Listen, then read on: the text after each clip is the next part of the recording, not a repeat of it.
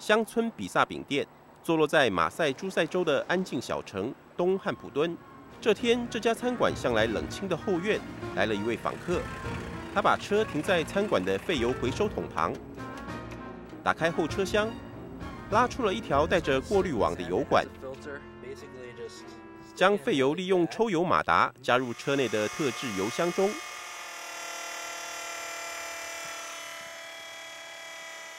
加满油后，他收好油管，开车扬长而去。我的名字叫温德尔，这是我的家，在东汉普顿。我在城里面工作。这是我的车，它加的是蔬菜油。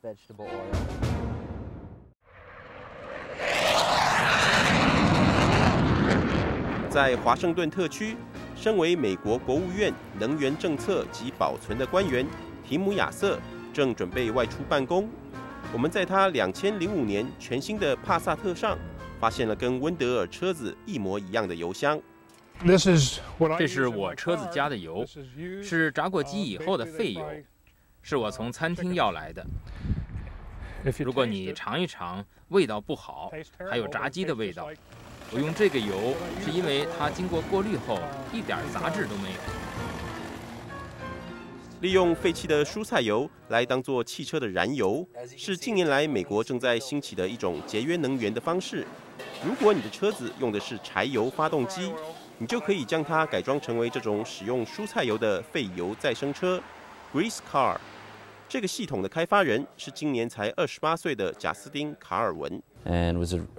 我开始对这个技术发生兴趣，是因为一个叫做卡尔·贝林伯格的人，他在西非洲实验如何用加热后的蔬菜油来驱动发动机。他告诉我这个办法，我非常兴奋，所以在大学时我专注在研究发展一套可以使用蔬菜油为燃料的系统。卡尔文的废油再生车 Grease Car 的理论基础就在于加热以后的蔬菜油作用等同柴油，所以它利用汽车放置备胎的空间，加装了蔬菜油的油箱，然后在原本柴油发动机的供油管线上装上了一个活门，将柴油以及蔬菜油都接到活门上。驾驶座上装上了控制活门的装置，来选择发动机燃烧哪一种油。然而，在使用蔬菜油之前，必须先利用发动机产生的热能把蔬菜油加热，所以废油再生车的驾驶步骤就是先使用柴油发动汽车，然后开车15分钟，等到发动机达到一定的温度时，按下活门控制钮，转换成加热后的蔬菜油。我们现在是用蔬菜油当燃料，车子的性能与使用柴油一样好。燃烧蔬菜油的马力输出和省油性能和柴油是一模一样。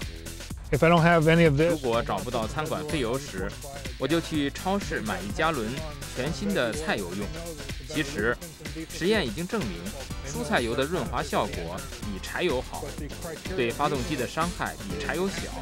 燃烧蔬菜油并不是新的想法，早在100多年前，当鲁道夫·迪梭发明柴油发动机的时候，燃烧的就是植物提炼的花生油。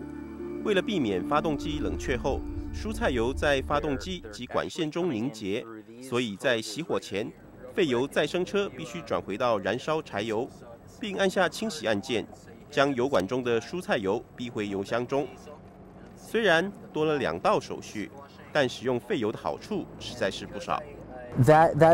现在的油价是我最关心的。使用废油以后，我节省下90%的燃料花费，而且废气的排放也比使用柴油改善1半以上。温德尔取得废油的途径完全不花1分钱，因为餐厅的废油是一大问题，每个月必须花钱请人来回收。那并不便宜，是一笔不小的开支。如果废油能当成燃料，为什么不给出去？不但帮了别人，还可以减低我们的开销。对于商业用途的车辆，改装成废油再生车之后，省下的燃料花费更是可观。基本上你需要做的就是跟地方餐馆建立关系，10次中有9次他们会很高兴地把油送给你，因为他们必须付钱来清理这些油。废油再利用的好处很多，像是降低环境污染，而且是不需要依赖进口的本土再生能源。另外，我觉得油价的高涨，使用废油让精打细算的人省下不小的开支。贾斯汀·卡尔文的这套系统售价大约在$800左右，是以邮购的方式来发行到全美国。你可以自己改装，或是请地方的特约车行来安装。在短短5年的发行期间，已经有废油再生车行驶超过18万公里的记录，不但省下了大把的钞票，也证明了这套系统的实用性。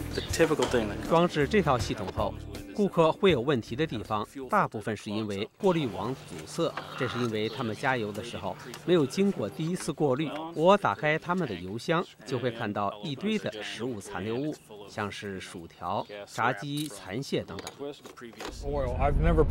我这辆车加的废油与柴油相比，从来都毫不逊色，而且跑起来更顺畅。只要你记得用柴油发动，当温度够时再转换到废油，而熄火前记得按轻启钮。我从来没碰上过一点问题。卡拉是位中国移民，在马赛诸塞州的佛罗伦斯开了一家中国餐馆。他最爱不停讲述的就是他的顾客来跟他要废油的故事。哎呀，我很惊讶，他跟我讲的时候，我的确是很惊讶。当他可以开车的时候，我更惊讶，我说哇，这个车是很新的一个车，不是旧车哎。他可以这样子用一个那么新的车，是用我的油去开，我说真是很惊讶。当然，如果再有人来跟他要废油，他的答案可想而知的是，我会很开心的把油送给他，因为这是一个很好，可以帮到他，也可以帮到我，呀，大家都可以互相帮忙。美国万花筒记者刘恩明、陈柏瑞，马赛诸塞州的报道。